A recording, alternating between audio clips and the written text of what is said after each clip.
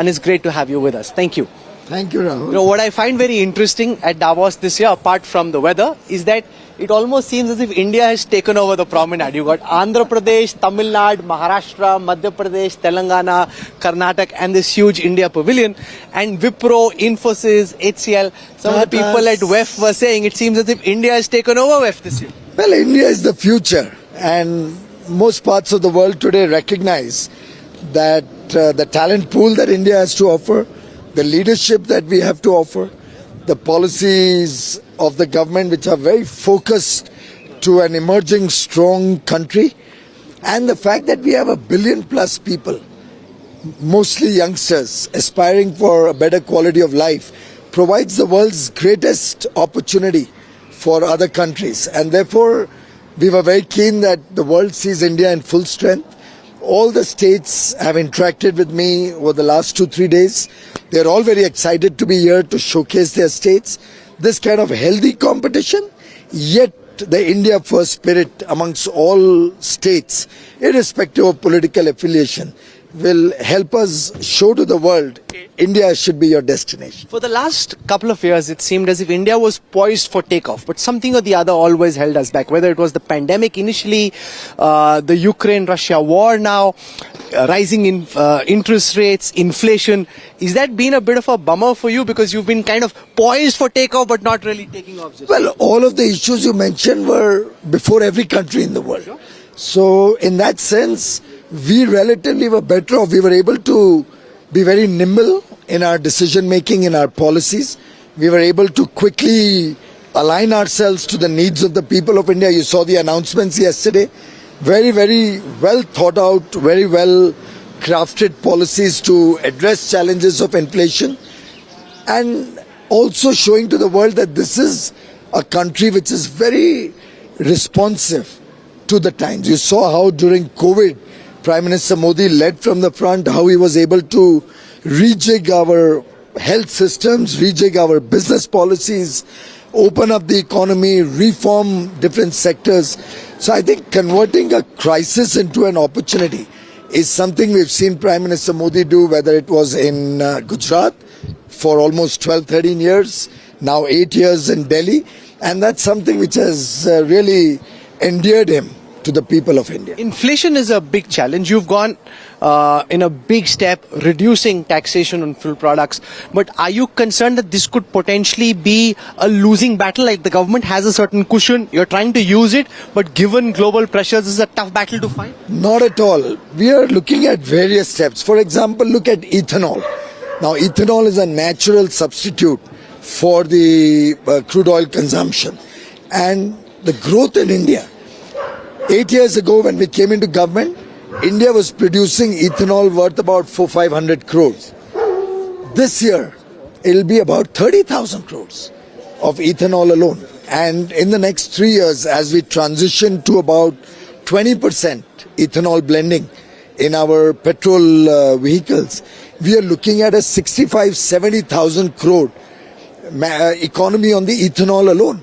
Now a $10 billion economy on ethanol substitutes our import requirements, gives that much more money straight to the farmers or to the people engaged in that whole ecosystem, helps us create jobs, helps us create consumption within the country.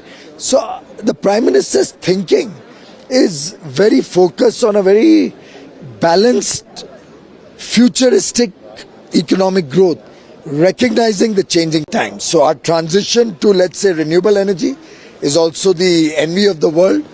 Our effort to bring energy security to India, the new plans that we have to look at international grids. I've just discussed with my counterpart, the investment minister of Saudi Arabia, to try and see if we could further Honorable Prime Minister's idea, where he had articulated that one earth, one grid, so that power could flow and renewable energy could flow from one country to the other, given different time zones, and support us in peak hours. So it's really a very holistic thinking that we are working on. We're walking past now the blockchain hub of Davos 2022, and it's interesting how this year, whether it is cryptocurrencies, NFTs, the Internet of Things, have moved away from just being on the internet to having a very physical presence here at the World Economic Forum. How big a policy challenge is this for government? I think it's not a policy challenge, it's an opportunity. We are, of course, engaged with blockchain technologies in a big way. The talent pool that India has is serving world markets when it comes to creating blockchain products. In terms of cryptocurrency, I think the world today has realized that it's not something which one can just accept without due diligence and without proper regulatory processes in place. We are looking at a digital currency, with the Honorable Finance Minister announced. But we certainly are clear that unregulated cryptocurrencies cannot provide any alternate payment mechanisms. But the tax that you've imposed on cryptocurrency trading seems to have sapped a lot of the enthusiasm. A lot of young people your son's age would be very unhappy. We invested so much money and government is now pouring water on our... Not at all. With the current meltdown of cryptocurrencies, I think the world today is recognizing what we recognized much before. So we recognize that these unregulated cryptocurrencies are not good for the Indian ecosystem. Now the youngsters, whoever may have invested, and I assure you, my son is very, very averse to cryptocurrencies. I think the world is now recognizing. So one of your big successes as Commerce and Industry Minister has been the uptick in merchandise exports. Substantial uptick being seen, even though imports also are going up. But on exports, how sustainable do you see this be? And how concerned are you with the fact that while exports are going up, imports also simultaneously seem to be going up? First of all, exports are not going up this time around as a matter of chance. They are going up through a design and a very, very focused effort, again led by the Prime Minister on the front foot, where he engaged with missions all over the world, where he looked at all the exporting community, the different sectors, encouraged them to think big, encouraged them to be bold in their ambitions, and we actually exceeded a target which most people believe would never happen. Now we are working for the next year and the year after. And our entire mission is designed to go up to $1 trillion of merchandise exports, $1 trillion of services exports by 2030. And we want it to be a race to the top. And that's the kind of challenges that India today likes to take on, that the world today recognizes that India is well poised to do. As regards imports, I'm not a very particularly worried person about increasing imports for two reasons. Some of it is, of course, largely petroleum product driven. Some of it is coming in the form of gold and diamonds and jewelry. And both of these help our export economy also. But having said that, the other products that come into India now show that there is a demand. And this demand will generate investment activity in India. Unless people would see demand, they are not going to come to India and set up large manufacturing factories or plants. So wait, now speaking of investment in India, we're walking past the India state lounges. There's Andhra Pradesh, there's Tamil Nadu, there's Maharashtra that follows, Karnataka and Telangana also here. Does this lead to competitiveness? Like a Janpat kind of situation that you come to my shop, you come to my shop. How do you deal with this very natural element that there be competitiveness among states? You know, before we set out to come to Davos, we engaged with all the states who are participating and the ministers, the chief ministers. And I must share with you, it was such a lovely feeling we got. That's your state, Maharashtra? Yeah. Where we had the industry minister of, the environment minister of Maharashtra was coming in also on the call, and everybody committed that we are going to be looking at India first. Our focus is going to be to get the India story out as a great story. No politics when you're out of the country, unlike, of course, some leaders. But business-minded and sensible Indian leaders have all committed that our competition among states would be very healthy, in the best interests of India, would only lead to more investments coming into India, And therefore, I think what's happening is good for the country. One of the Modi government's big promises was that of a $5 trillion economy by 2022 on account of the pandemic. That's pushed back. Do you have a calculation at this moment, Minister, of how long it could be before we hit that target? Well, I think that's something the economists are more adept at doing, and they would be working on it. But my own sense is the way we are calibrating our policies to address these challenges, we'll be able to make up for some of the lost time and the lost opportunity very quickly. We are also seeing a lot of investment activity. I don't know if you notice, for the 7th year running in a row, we've been able to have a record FDI in India again. We've crossed $83 billion last year, despite 2 waves of COVID, despite the war in Ukraine. And that shows that the world recognizes India is the place to be. India is the country which offers a stable future, a large market, talent which can give good outcomes. And I was with the CEO of IBM this morning. Mm-hmm. They have nearly 130,000 people working in India already. And they're looking at literally having 15 to 20,000 new jobs in India every year. They have about 5,000-6,000 people on research, which they are looking at doubling now. And clearly, they see that India is the place where they can add value at the most competitive conditions. One of the big challenges of the post-pandemic world is that global companies are looking to realign their supply chain, not be dependent on China, have a China plus one kind of formulation. We've seen countries like Vietnam, Bangladesh benefit from it. In the conversations that you're having here at WEF, what are you picking up about how these global corporations are viewing coming and investing in India at this time? Well, I think what India offers is a whole bouquet. What Vietnam has focused on is 1 or 2 sectors. Bangladesh, in fact, largely one sector. And on both those cases, the advantage that they had so far was the zero duty access for their exports into Europe, into UK.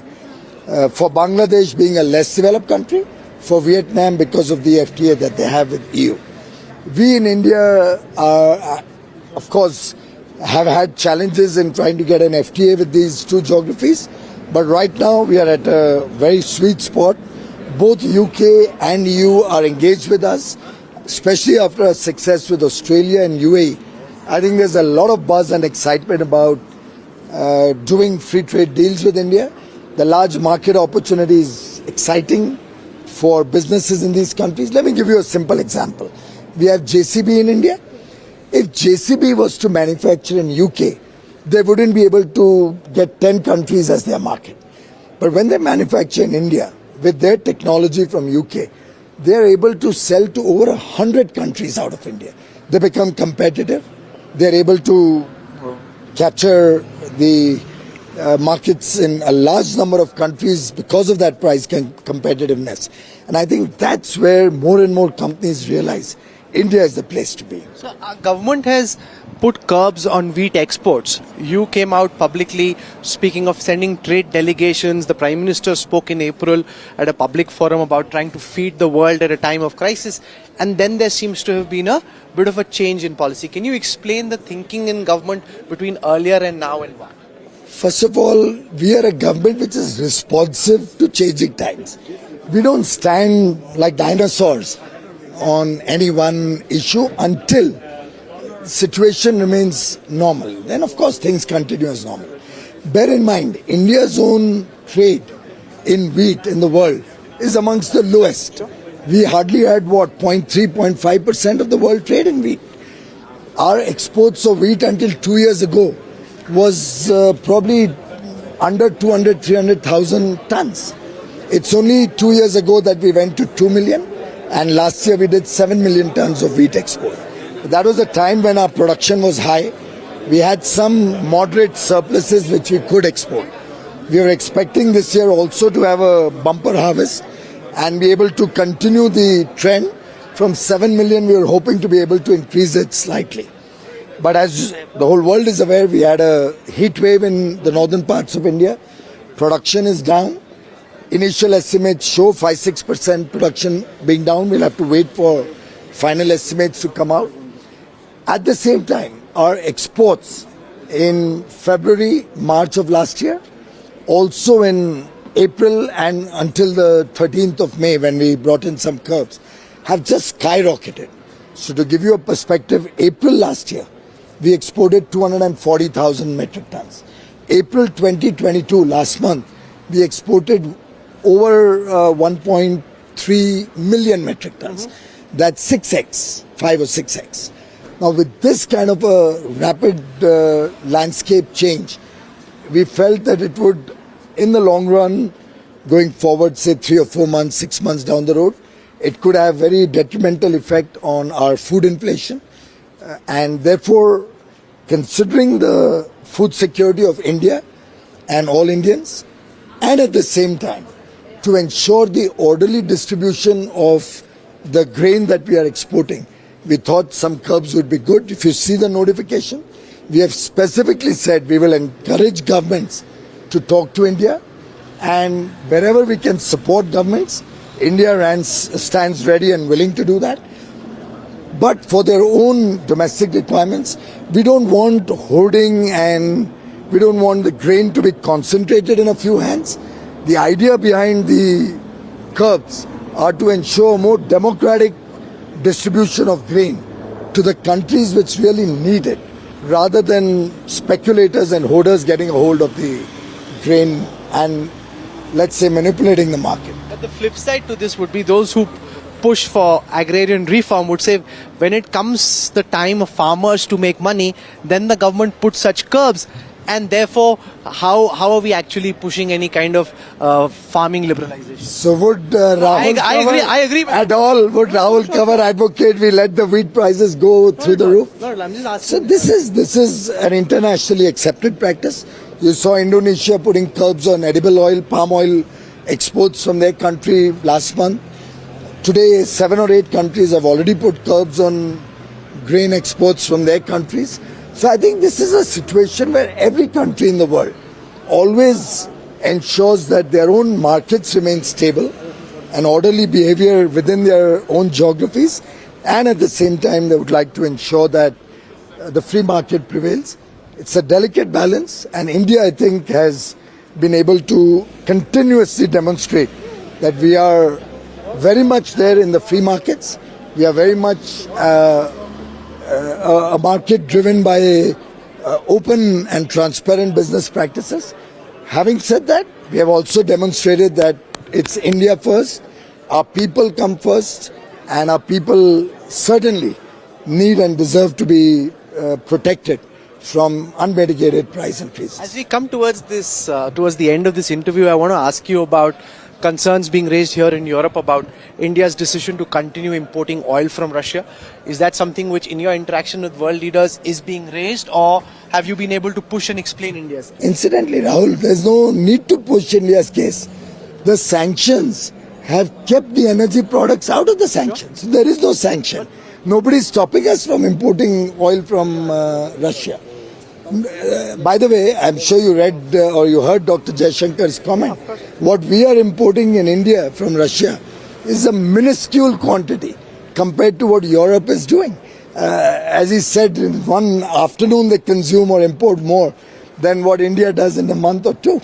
So really there's no debate, and nobody has raised that issue ever. In fact, if at all, the US Sherpa, my counterpart on the G20, when he met me and visited me in Delhi, probably end of March or somewhere thereabouts, he said we have absolutely no problem.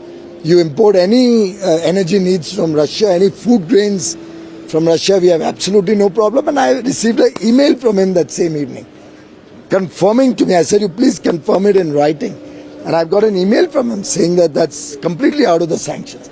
So I think it's people are raising this issue without understanding what the issue is in the first place. And WEF in January, WEF in May, the sun is out, you're not slipping as you walk. It's very different. Which one do you prefer? The Europeans, of course, may like the sun and the weather conditions now. But for us from India, given that we already have enough heat and heat waves right now in large parts of India, including Delhi, I think the winter Davos had an identity and a charm of its own. But having said that, we recognize that there were difficulties. I'm glad that they've organized it despite all those challenges. I'm glad that we can physically and personally meet and connect with so many leaders and political and business leaders at one platform once again. And We just walked past HCL.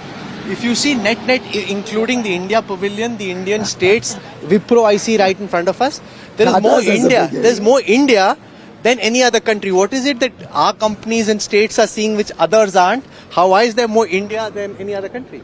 that's where the opportunities lie. That's where the world sees business potential. And to my mind, India is the place to invest. India is the place to do business with.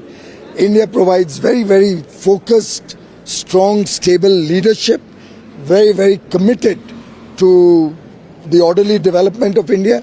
They are seeing a new India, which was never experienced over so many years. And this new India under Prime Minister Narendra Modi has become the preferred destination of the world today. Well, we wish you all the best. I see your staff frantically waving out your next meeting. We is have here. over 55 engagements already on the calendar in 3.5 days. And that's the excitement about India. I'm meeting leaders from across the world, business leaders of the top CEOs of large multinationals, which clearly shows the interest that they have in talking and working with We India. wish you all the best. I hope you have Thank you, productive Rahul, meetings and thank you so all the much. best for here. it. Thank you. Thank you. Sir, thank you. Thanks, boss. Whenever you get an opportunity, थोड़ा सा नज लगा के हिंदी में आज हाँ कर देंगे सिद्धार्थ को कभी मना करता है थैंक यू सो मच इसको भी बता देना चैंपियन को thank you sir thank you